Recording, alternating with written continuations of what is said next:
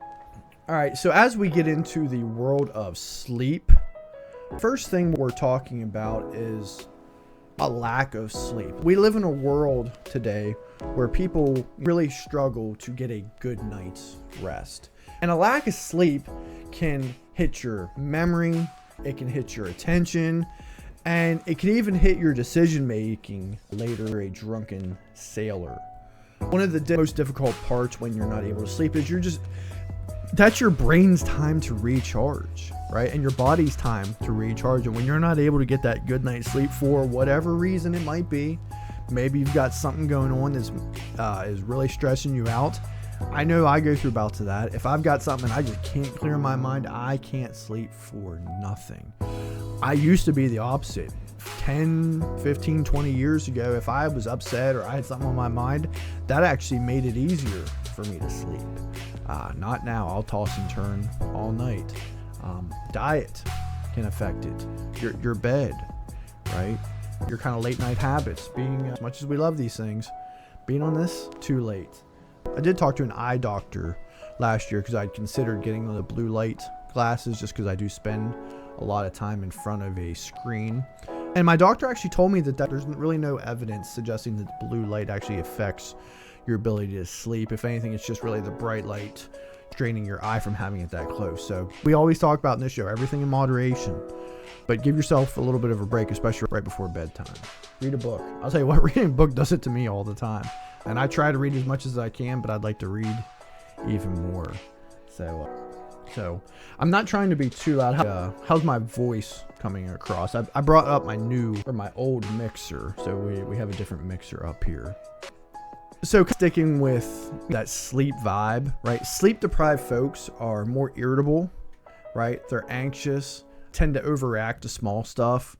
Something as small as dropping a spoon on the ground, it turns into a full mental breakdown. And think to yourself, have you ever had that happen to you where you didn't sleep all that well? You can just feel it, and you feel irritated as soon as you wake up. And then the slightest thing will be off to just throw off your routine, and you almost want to throw a temper tantrum like a little toddler. And a little emotion regulation goes a long way with that, so that we don't take it out on the people that we care about, that we love. A lack of sleep can also result in an impaired immune system, right? Your body skips that maintenance mode. Without sleep, you're basically a worn out Roomba, with allergies. One night of missed sleep isn't going to so much do that to you, but it can definitely build up over time. Which kind of goes to the fact that your physical health takes a hit, right? Linked to high blood pressure, weight gain, and an increased risk of heart disease. Your body basically says, nope, I'm out. So it can also cause that as well. What do they always say? They say you shouldn't really eat, but maybe a few hours before you're good. I've heard 4 hours. I don't know how true that is. I think best practice is just try to space your meal and sleep time out as much as you can.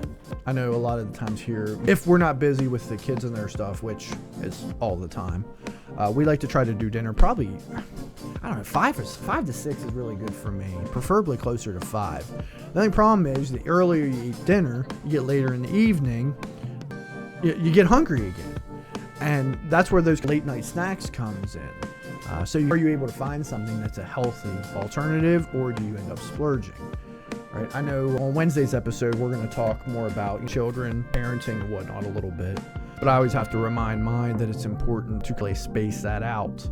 That it's a good idea to, instead of grabbing a handful of chips out of a bag, get a bowl. That bulk is at your boundary for how much quantity you actually want. And then micro sleeps, right? Memory lapses, right?